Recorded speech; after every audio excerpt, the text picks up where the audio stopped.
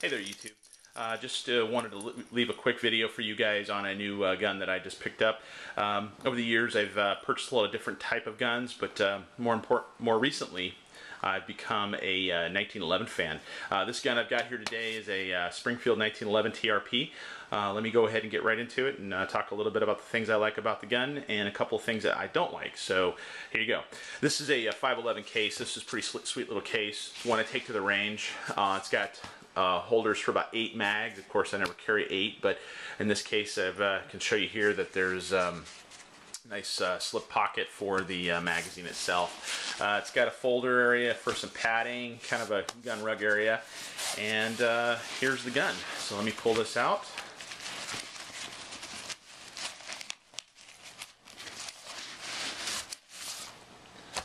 And there it is.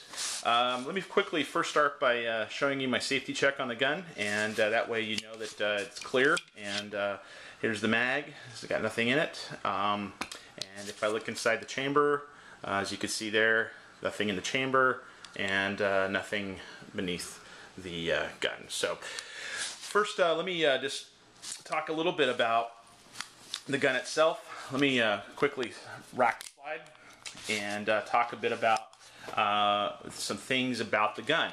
Springfield actually is a company that you know, I think has been in the market for a long time, building 1911s. I think they first started building rifles in the World War II, but I could be wrong with that data point, so you have to forgive me. But very well made gun. First, there's a couple things I'll kind of go over about the gun.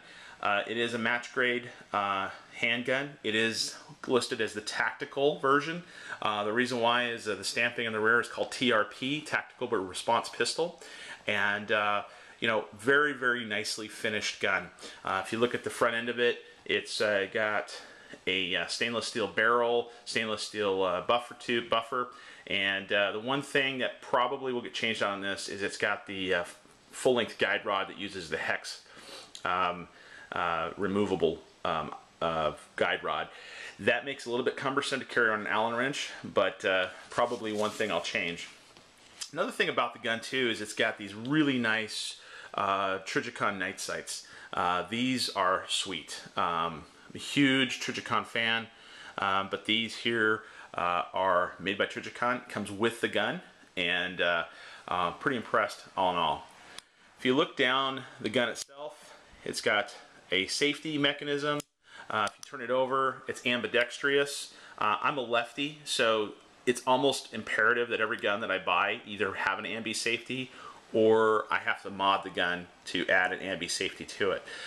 One other thing that I've learned about Springfield is if you look closely here, this one says that it was made in Genesco, Illinois.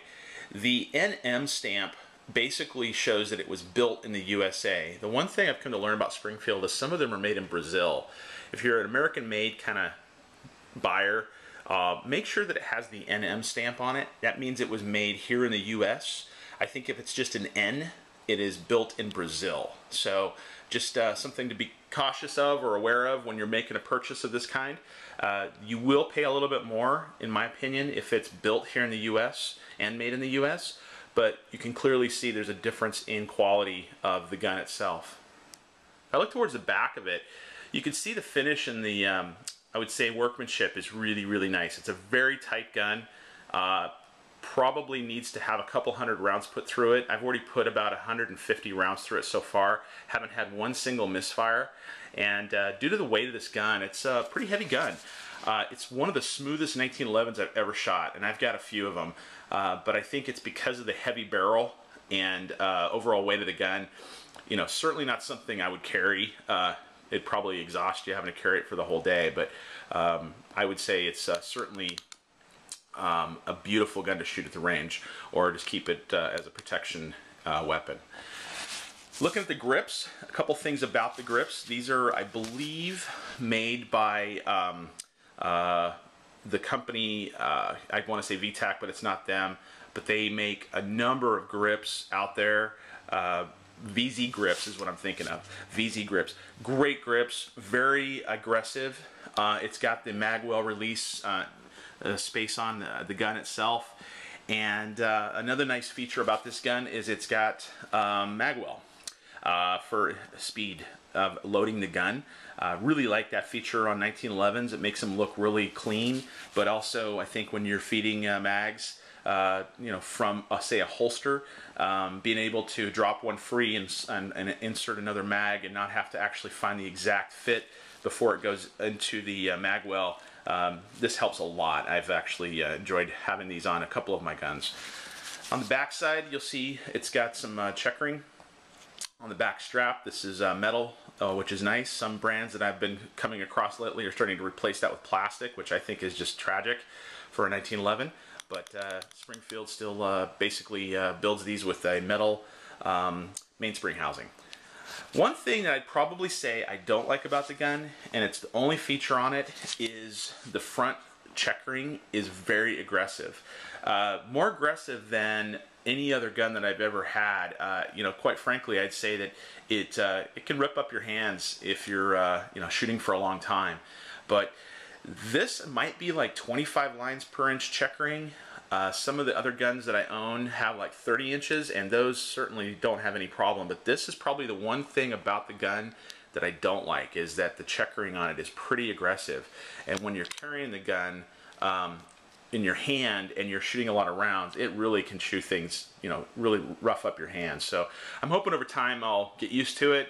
But all in all, I think I'm very, very happy with the weapon itself. On this side of the gun, I'll just quickly go over some of the other features. Of course, it's got a front serrations for the front end of the gun and rear serrations. It's got, I talked a bit about the NM serial number, meaning that it's made in the US. And on this side, it has some markings that it says tactical. And all in all, I think it's a beautiful gun. Definitely get looks at it when I'm at the range. I think a lot of people like to see the gun, and they just like the way it's the color coordination, the way it looks, the way it's designed, and all in all, I'm pretty proud of it. So you're going to spend about between $1,400 and $1,500 for the gun. I think I picked this one up for a little over $1,400, but to be quite honest, you can look at the Nighthawks or the Wilson Combats or other brands that are easily over $2,000, and I'd put this gun up against it any day. So for the money, I think I would say you're getting a lot for your money on a $1,400 gun here. Hope you enjoyed my video. Please leave your comments, and I appreciate your input. I'm new to putting videos on YouTube, so I hope you can forgive me for some of my mistakes, and we'll talk to you soon. Thanks.